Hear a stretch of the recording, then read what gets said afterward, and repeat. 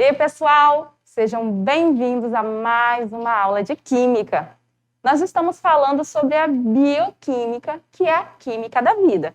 E hoje a gente vai falar de outras biomoléculas muito importantes para nós, para os seres vivos. Vamos lá para a gente conhecer quais são essas biomoléculas super importantes para a gente? Então, estamos aqui na aula 41 e hoje nós vamos falar sobre elas, as proteínas, tão faladas pelos nossos pais. Você tem que comer bastante fruta, legumes e ter muitas proteínas ali para o seu organismo. Também são muito faladas hoje em dia devido à febre do mundo fitness, né? Eu tenho que comer bastante proteína para poder malhar. E hoje a gente vai falar um pouquinho sobre as funções que compõem essas proteínas. Vamos falar sobre os aminoácidos e como são formadas as proteínas. Como habilidade da aula de hoje, nós temos reconhecer os componentes principais dos alimentos, carboidratos, lipídios, proteínas, suas propriedades, funções no organismo e suas transformações químicas. Então, vamos lá. Nós falamos em algumas aulas atrás sobre os aminoácidos, né? Nos aminoácidos necessários à formação das proteínas, o grupo funcional amina se encontra no carbono vizinho à carboxila. Tal carbono é designado pelos químicos como o carbono alfa. Os aminoácidos, eles são ditos como monômeros, porque eles dão origem às proteínas, que, por sua vez, são polímeros naturais. Então, o que nós temos aqui? Aqui a gente tem a representação de um aminoácido, onde o nosso grupo R aqui, ele pode ser qualquer grupo orgânico, seja grupo alifático ou ainda aromático. Esse grupo orgânico vai estar sempre ligado ao que nós chamamos de carbono alfa, aonde também está ligado o nosso grupo amina. Esse carbono alfa sempre vai ser vizinho ao carbono da carboxila. E assim a gente tem a formação do aminoácido. Você pode chamar esse carbono de carbono alfa também, tá, gente? Aqui a gente tem um grupo carboxílico, o grupo amina. Alguns exemplos de aminoácidos que podem ser encontrados em proteínas. O que nós temos que ter em mente? O grupo amina e o grupo carboxila, eles são fixos. Todos os aminoácidos vão apresentar essas duas funções. Quem é que vai estar variando? O nosso grupo R aqui, ó. O grupo R, ele vai variar de um aminoácido para o outro.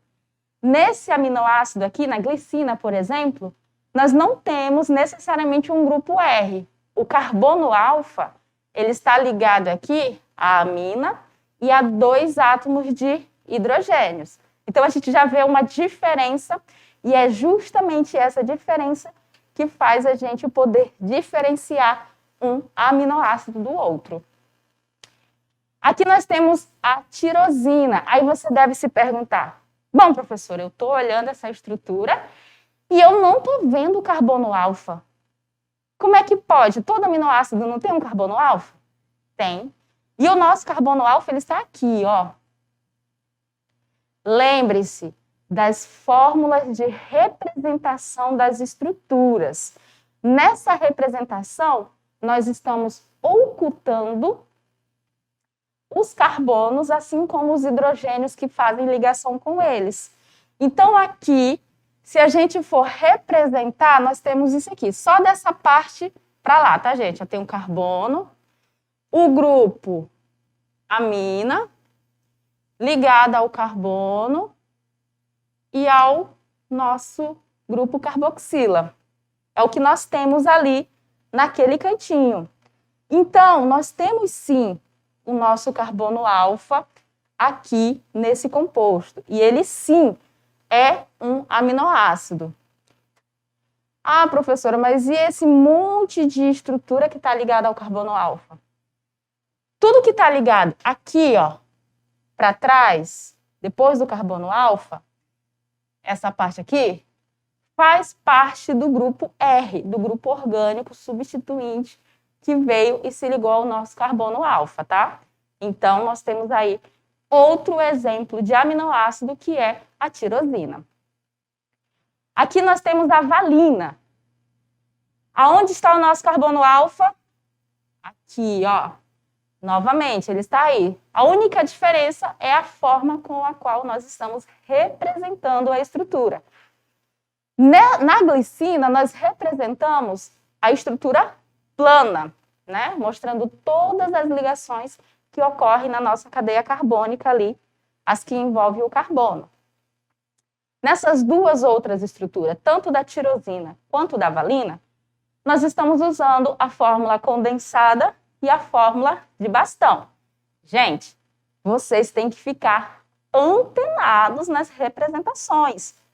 Ah, professora, mas foi conteúdo lá da unidade 1. Nós temos que ver que existe uma construção desse conhecimento científico dentro da química, assim como na matemática, na física e em todas as outras disciplinas. O que a gente aprendeu lá nas unidades 1 e 2, que era montar a estrutura carbônica, classificar os carbonos, assim como suas cadeias, as fórmulas de representação das cadeias carbônicas, você precisa ter domínio desse material até nas aulas de hoje. E depois que acabar a disciplina, continuar tendo pelo menos um pouco de domínio em cima disso, tá? Ah, mas eu preciso decorar? Decorar não. Você precisa aprender. Porque se você não conseguiu aprender essas representações, você vai ter dificuldade na hora de trabalhar essas biomoléculas. Porque se você observar, todas as nossas biomoléculas, elas são formadas por funções mistas. Ou seja, eu tenho mais de uma função orgânica compondo uma estrutura. E aí a gente precisa representar de um modo condensado, ou seja, mais simplificado possível. Porque senão a gente ia fazer aqui o desenho de estruturas enormes. E para evitar isso, a química tem as linguagens, as representações, e uma delas é a representação condensada. Tranquilo? Então aqui, todas as três estruturas que a gente viu são aminoácidos. Apresentam o carbono alfa, apresentam o grupo amino ou amina e o grupo carboxilo ou carboxila, tá? Apresentam esses grupos. E lógico, o radical R, que vai variar sempre de um aminoácido para o outro. Tranquilo? Então vamos continuar lá, que ainda tem mais coisas para a gente ver. Ligação peptídica. Eu acho que talvez na biologia vocês já tenham escutado esse nome. Ligação peptídica. O que é? É a ligação que se estabelece quando ocorre reação entre dois aminoácidos.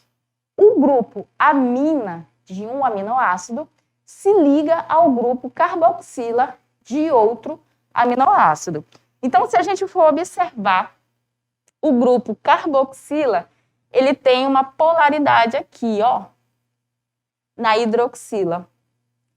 A tendência dessa hidroxila aí, de reagir com o hidrogênio, ela é muito grande.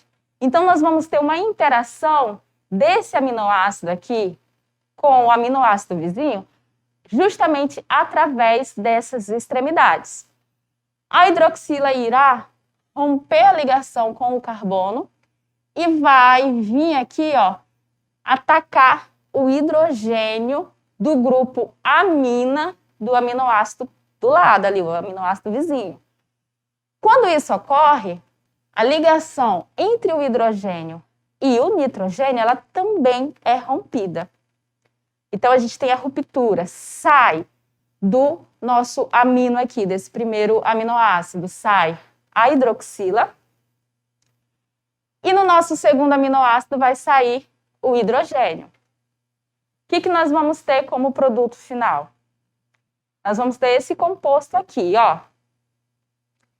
A parte onde estava ligada a hidroxila vem e liga-se diretamente ao nitrogênio. Olha só. É esse carbono aqui, ó, do grupo carboxilo, ele perdeu a hidroxila, ficou com valência disponível e ligou-se ao nitrogênio, que também tinha perdido um dos seus hidrogênios. Para onde foi a hidroxila e o hidrogênio perdido? Formaram aqui a água. Então, é uma reação que ocorre por condensação. Existe a eliminação de uma molécula pequena. Professor, eu posso dizer, então, que essa ligação ela é um polímero de condensação? Você não só pode dizer isso, como você deve, tá? Nós temos dois tipos de polímeros.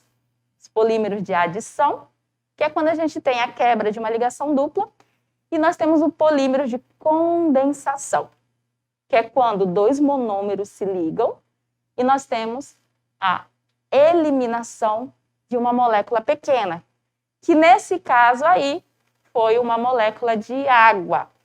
Então, sim, quando nós temos a junção dos aminoácidos ali que vão se ligando uns aos outros, nós temos uma reação de polímero ou de polimerização por condensação.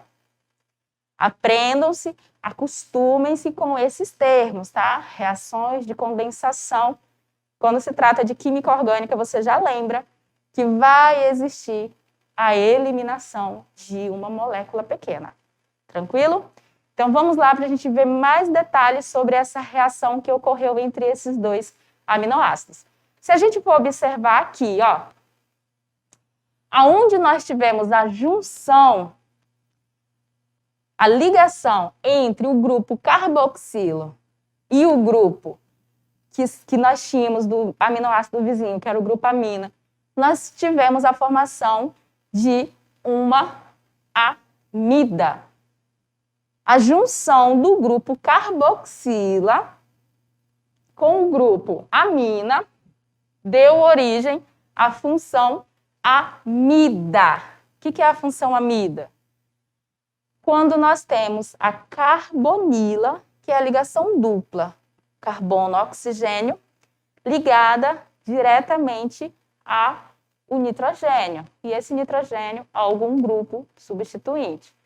Então, aqui, nós tivemos a formação de um grupo amida. Então, sempre, lembre-se, sempre que um aminoácido se ligar ao outro através da ligação do lado carboxila com o lado amino ou amina desse aminoácido, nós sempre vamos formar a função amida.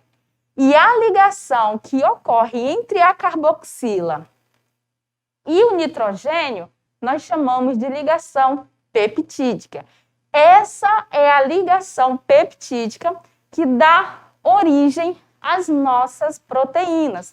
Nós vamos ter uma grande sequência de aminoácidos que vão se ligando um ao outro e formando essas ligações peptídicas até formar um aglomerado bem grande, tá, gente? Elas são macromoléculas bem grandes de aminoácidos e vão dar origem às nossas proteínas. De acordo com o tipo de aminoácido que se liga, a gente vai ter uma proteína diferente, tá? Nesse caso aqui, os dois aminoácidos são iguais. E se a gente quiser continuar essa reação, basta, nessa extremidade aqui, ó, do grupo amina, a gente continuar interagindo com uma parte do grupo carboxila de outro aminoácido. E nessa região aqui, ó, que corresponde ao grupo carboxila, basta ele continuar interagindo com a região do grupo amina de outro aminoácido. E assim vão se formando vários grupos funcionais amidas e várias ligações peptídicas. Tranquilo até aqui, pessoal? Deu para entender, né? Então, quando a gente tem aqui essa atividade interativa, que pergunta para você, uma pergunta bem básica, o que é proteína e qual a sua importância para o organismo, você deve pensar, bom, eu já vi que proteína é uma biomolécula formada por aminoácidos. Joia, perfeito. Professora, eu posso dizer que é um polímero natural? Perfeito também. As proteínas são polímeros naturais, iguais aos polissacarídeos lá dos carboidratos. Por quê? Porque são feitas da união de vários monômeros, que são os aminoácidos. Mas e aí? Qual a importância das proteínas para o nosso organismo? Você sabe? Ah, professora, eu sei que a minha mãe disse que é bom a gente comer bastante proteína. Mas por quê? Por que se alimentar, ingerir essas proteínas, né, que são moléculas gigantes, faz bem para o nosso organismo? Outra, será que o nosso organismo não produz nenhuma proteína? Será que a gente sempre tem que comer essas proteínas? Por quê? O que é importante na proteína para a gente? Nós vimos que lá nos carboidratos, a gente comia o carboidrato, né? Por exemplo, o amido, que é um polissacarídeo. Ele é formado por várias moléculas de glicose. Quando a gente se alimentava do amido, essas moléculas de amido eram quebradas e liberavam as glicoses para a gente. Então, o importante do amido era a sua constituição, que no caso é a glicose. A glicose era fundamental, era o que o organismo queria. Levando esse mesmo raciocínio, sabendo que a proteína é formada por aminoácidos, não pode ser que o importante na ingestão da proteína sejam os aminoácidos? E é justamente isso, pessoal. Essa é a importância. Cada aminoácido, cada tipo de aminoácido, ele tem basicamente uma função específica no nosso organismo. Da mesma forma que cada tipo de polissacarídeos, como a gente viu na aula anterior, também tinha. Quando a gente comia o amido, ele liberava a glicose, o fígado pegava a glicose e formava ai, meu Deus, o nome agora vai sair, gato. E formava o glucogênio, né? E guardava lá no fígado. Quando a gente tinha uma baixa taxa de glicemia, o fígado quebrava o glucogênio e fazia o quê? Liberava a glicose para suprir essa falta de energia. Não era assim que funcionava no carboidrato? Nas proteínas, nós temos quase o mesmo estilo de função, quase, né? O pensamento é o mesmo. A gente vai ingerir essas macromoléculas, que são moléculas grandes, para que dentro do nosso organismo elas sejam quebradas em unidades menores e esses aminoácidos sejam aproveitados no nosso metabolismo. Então, vamos lá para a gente ver sobre as formações das nossas proteínas. Vamos lá na nossa aula. Bom, a gente viu sobre as ligações peptídicas e as moléculas resultantes da união daqueles aminoácidos lá que a gente viu agorinha são genericamente denominadas peptídicos. Um peptídico resulta da união de 2 aminoácidos. Um tripeptídico, ele vai se resultar da união de 3 aminoácidos. E um polipeptídico vai resultar da união de vários aminoácidos, ou seja, de uma quantidade indefinida de aminoácidos. Os grandes polipeptídicos presentes na natureza são denominados proteínas e constituem a mais variada classe de moléculas naturais, desempenhando diversas funções nos seres vivos. Então, olha só como que funciona. Nós falamos que quando os aminoácidos se ligam, né, eles vão formar proteínas. Mas para isso eu preciso da união de um número grande de aminoácidos. Então eu preciso da existência de um polipeptídico para ser chamado de proteína. Quando eu tenho a união somente de 2 aminoácidos, nós temos um dipeptídico. E quando nós temos a união de 3, nós temos um tripeptídico. Mas, para ser uma proteína, nós precisamos da união de um grande número de aminoácidos. Por isso que as proteínas são ditas como polímeros naturais. Estima-se que uma célula humana típica contenha cerca de 9.000 tipos distintos de proteínas e que, ao todo, o corpo humano possua 100.000 delas. Olha só que interessante. Uma célula, gente, vocês têm noção do tamanho de uma célula? Uma célula é muito pequena e dentro dela nós temos a quantidade de cerca de 9.000 tipos de proteínas. E no nosso corpo humano, estima-se, tá, gente? Não é um número preciso, que nós temos cerca de 100.000 delas. Mas qual a importância dessas proteínas? Qual a função delas no nosso organismo? Por que a gente estuda elas aqui na Química do terceiro ano? Bom, em relação ao estudo da Química no terceiro ano, é fácil para mim responder. Elas são compostos orgânicos, formada pela união de carbonos, hidrogênios e oxigênios, e nesse caso, o nitrogênio. Então, a gente tem ali a junção de várias funções orgânicas que nós estudamos. Por isso que é importante o estudo delas na Química do terceiro ano. E outra, pessoal, o ensino médio ele não tem a função de fazer vocês decorarem conteúdo, não. A função do nível médio é proporcionar a vocês uma capacidade de socialização com o meio em que vivem mais aprimorada. É você saber o que você está assistindo na TV, uma informação científica, saber do que se fala. É você ir no mercado, comprar um biscoito e saber que tipo de gordura trans ou insaturada ou saturada existe ali, os tipos de açúcares que existem. Se você tem alergia a algum tipo de produto químico, é você conseguir identificar a presença dele nos rótulos. Então, a química no ensino médio é para você levar para a vida, não só para as provas, viu? E as proteínas fazem parte da nossa vida. E elas são muito importantes. E não pense que elas só estão presentes nos grãos, não, tá? Nós temos muita proteína animal também. Olha só, esse esquema aqui, nós temos a representação de uma proteína formada a partir de várias ligações peptídicas. Você olha assim, professora, tudo enrolado? É uma sequência muito grande de ligações peptídicas que ocorreram entre inúmeros aminoácidos. E essa seria a representação de uma estrutura de uma proteína. Por isso que elas são ditas como macromoléculas.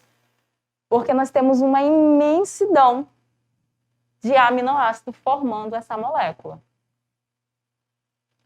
Olha só a importância que nós temos das substâncias orgânicas na composição típica do corpo humano. Nós temos aqui, ó, que 65% do nosso corpo é composto por água. Por isso que muita gente fala, água é vida, né? Se a gente não tiver a disponibilidade de água para a gente poder beber, a tendência é a gente desfalecer em poucos dias. Mas olha a quantidade que nós temos aqui, em segundo lugar, de proteínas. 18%. Então, as proteínas na composição típica do corpo humano, elas são as segundas substâncias em maior número compondo o nosso organismo. Em terceiro lugar, nós temos os lipídios, que são as gorduras que nós vimos na aula anterior, né? A gente viu lá que os lipídios, nós temos as gorduras e os óleos, né? Gordura de origem de ácidos graxos saturados e óleos de origem de ácidos graxos insaturados. Em quarto lugar, nós temos os carboidratos que a gente viu na aula passada. E os carboidratos, eles são os açúcares, né? Também, alguns carboidratos são polímeros, né? Os polissacarídeos, como a celulose, o amido e o glucogênio. E as outras substâncias orgânicas e inorgânicas representam 2% da composição do corpo humano. Então, lipídios, proteínas e carboidratos, depois da água, claro, são as substâncias orgânicas mais importantes para o nosso organismo, ou seja, elas fazem parte do nosso metabolismo, tanto do metabolismo da gente para a imunidade, para a criação de hormônios, para o fluxo de vitaminas pelo nosso organismo, fluxo de energia através lá das nossas células. A gente viu que a insulina, ela pega a glicose e leva para dentro da célula. Por isso que as pessoas que têm diabetes tomam injeções de insulina, porque esse hormônio fica em baixa quantidade no organismo e a glicose, que é o açúcar, ela não entra na célula e ela fica disposta no sangue.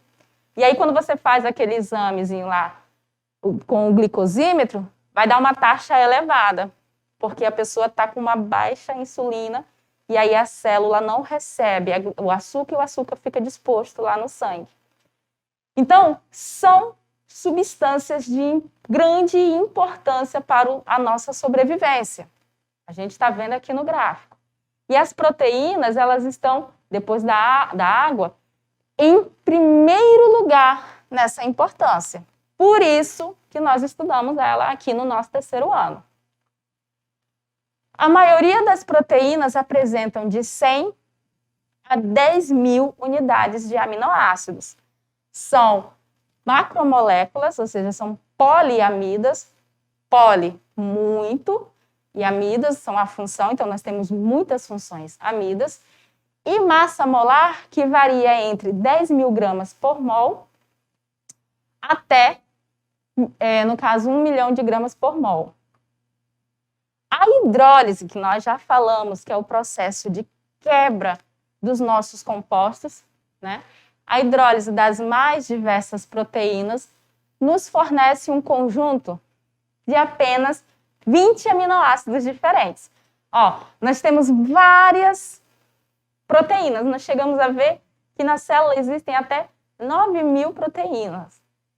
Só que quando a gente faz a quebra dessas proteínas, a gente adquire, 20 aminoácidos diferentes. Mas as combinações possíveis entre eles formam proteínas praticamente infinitas. Que interessante, esses 20 aminoácidos, eles ficam se recombinando e formando uma quantidade infinita de proteínas.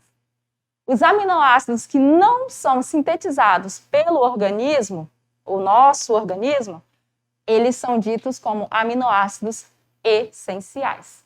Então, vamos ver aqui os 20 aminoácidos, Nós temos a glicina, alanina, valina, que é essencial. Esses que estão ditos aqui, essencial, significa que eles não são produzidos pelo nosso organismo. Aí você deve pensar, professora, então os outros eu não preciso. Não é que os outros você não precisa. É que os outros aminoácidos, cistina, cisteína, prolina, todos são sintetizados pelo nosso organismo. Então, naturalmente, o teu organismo vai produzir esses aminoácidos. Já os que são ditos essenciais, você precisa adquiri-los através da alimentação. Então, você vai precisar de alimentos que sejam ricos nessas proteínas para poder fazer a quebra dela e o teu organismo absorver esses aminoácidos que estão presentes nas proteínas para fazer o metabolismo correto. Tranquilo? Então, a gente está vendo aqui que quando o nosso corpo não produz, a gente precisa se alimentar, fazer a ingestão de aminoácidos presentes nas proteínas.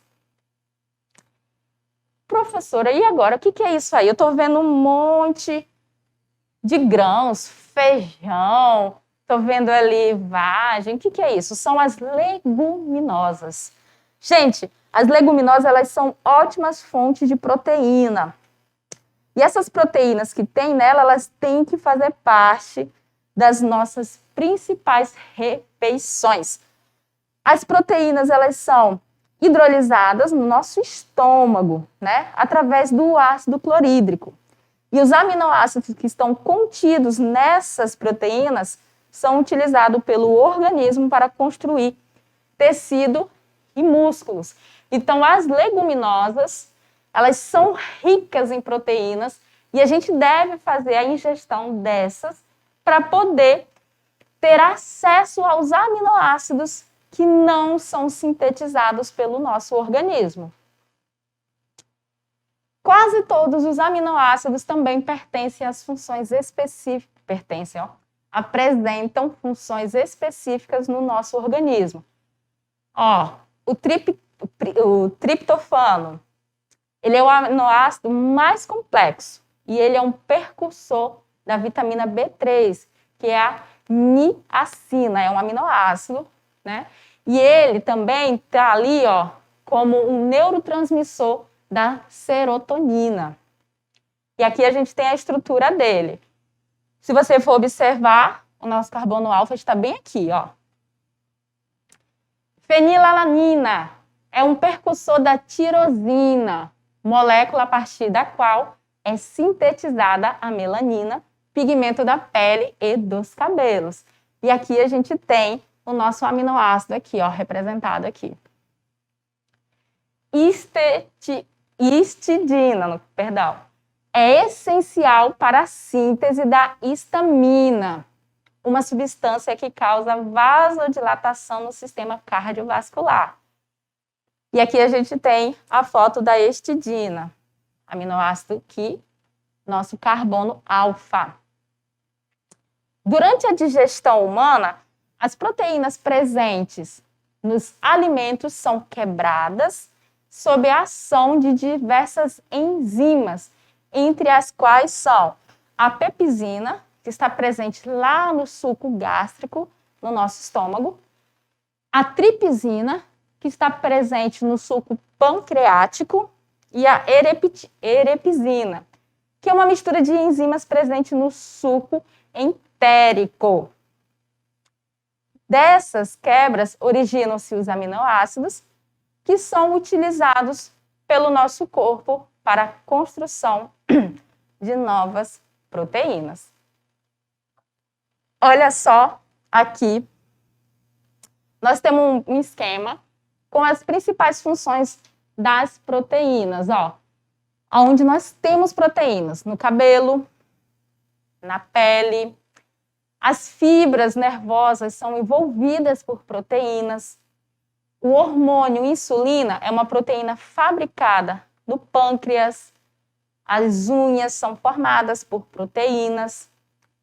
A enzima amilase é uma proteína da saliva. A hemoglobina do sangue também é uma proteína. As fibras musculares, elas são formadas pelas proteínas. E os tendões que unem os músculos aos ossos também contêm proteínas. Então, por isso que a proteína, depois da água, é a segunda maior substância em quantidade no nosso organismo. Quais são as principais fontes de proteínas? Aqui nós temos as fontes incompletas, que são os que não contêm os aminoácidos essenciais. Aí entram as leguminosas, como feijão, milho, lentilha, arroz, frutas e verduras. Aminoácidos essenciais são aqueles que a gente não consegue sintetizar, a gente tem que se alimentar para adquirir eles. Todas as fontes de proteínas que não apresentam os aminoácidos essenciais são ditas como fontes incompletas. Já que as nossas, digamos assim, proteínas derivadas dos animais, elas são as nossas fontes completas. Carne, peixe, ovos, laticínios, como o leite, o queijo e o iogurte, trigo integral, nozes, soja, o germe de trigo, a castanha do Pará e o amendoim. Todos estes são ricos em proteínas, são fontes completas. Por quê? Porque eles apresentam os aminoácidos essenciais. Então, nós precisamos... Tem gente, professora, carne faz mal? O que é importante na nossa alimentação, gente? Uma alimentação balanceada. Então, você comer de tudo um pouco, não tomando veneno, né? Nós teremos uma alimentação saudável. Então, vou comer carne todo dia? Não. Eu vou comer amendoim todo dia? Não. Você vai comer de tudo um pouco, né? Devagar, né? Você ali tem uma alimentação saudável, mastigar bem. Vocês sabem, desde lá do 9º ano, que a digestão começa na boca, né? Na trituração, nas enzimas que estão na saliva, que vão fazer a quebra de moléculas. No estômago, essa quebra vai continuar.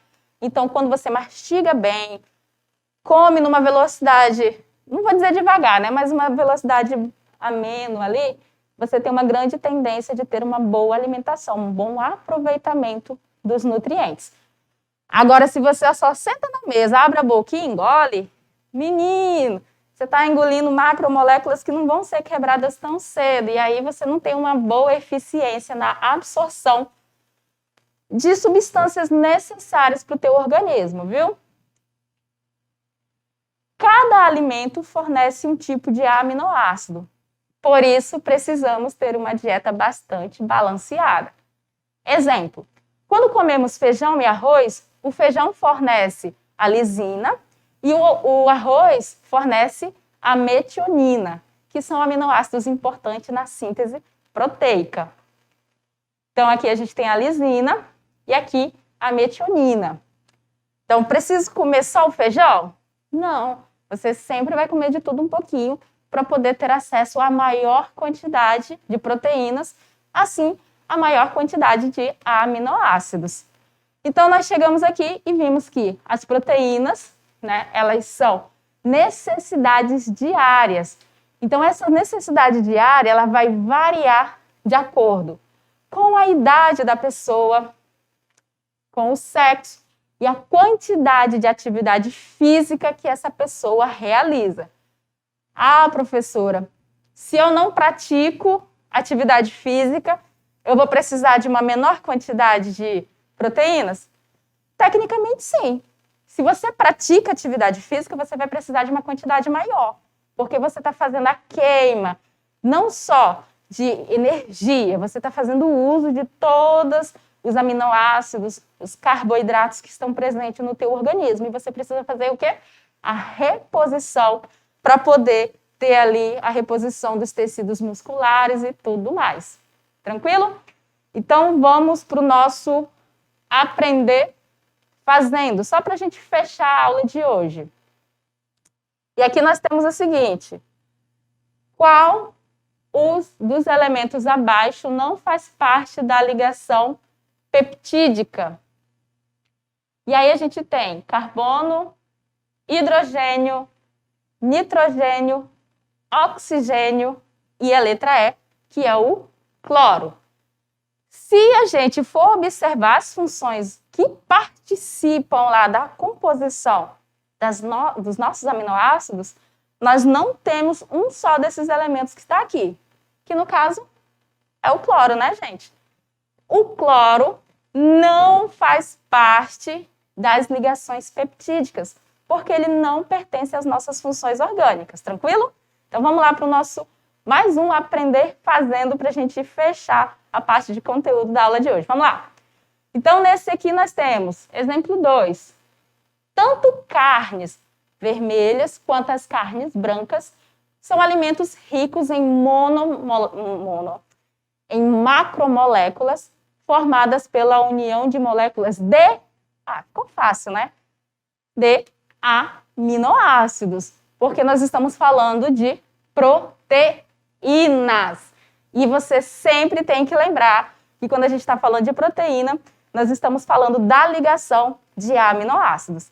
E aqui a gente encerra essa primeira parte e já já a gente vem com a nossa revisão e atividade de sala.